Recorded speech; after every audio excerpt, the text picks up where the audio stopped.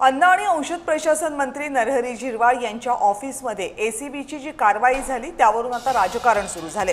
नैतिकतेच्या आधारावर झिरवाळांनी राजीनामा दिला पाहिजे अशी संजय राऊत यांनी मागणी केली, तर नरहरी झिरवाळ यांना जाणीवपूर्वक गोवण्याचा प्रयत्न केला जातो असं राष्ट्रवादीचे आमदार अमोल मिटकर यांनी म्हटलं।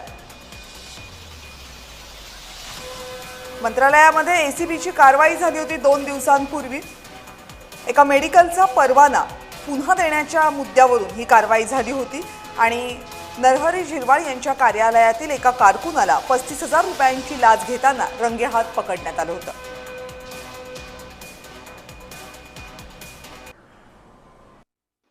नरहरी झिरवाळ यांचं कार्यालय, मंत्र्यांचं कार्यालय एसीबीने सील केलंय, यासारखी लाजिरवाणी गोष्ट नाही आणि मुख्यमंत्र्यांच्या आदेशाशिवाय अशा प्रकारची कारवाई मंत्रालयात होऊ शकत नाही।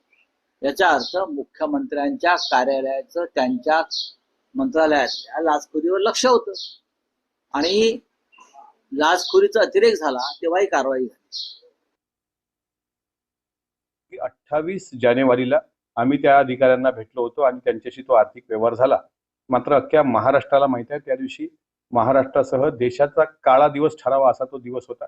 आदरणीय उपमुख्यमंत्री अजितदादांच्या विमानाचा दुर्दैवी अपघात, त्यामुळे आम्ही सगळे शोकमग्न आणि सुन्न होतो आणि त्याच दिवसावर आम्ही भेटल्याचा हा जो काही बावळटपणाचा आरोप संबंधित व्यक्तीने केलेला आहे यात कुठलंही तथ्य नाही। माननीय नरहरी झिरवाळ साहेब हे गोरगरिबात रमणारे, त्याचप्रमाणे एका आदिवासी समाजातला एक चेहरा येतात, त्यामुळे जाणीवपूर्वक आदिवासी समाजाला बदनाम करण्याचं हे षड्यंत्र झालेलं आहे।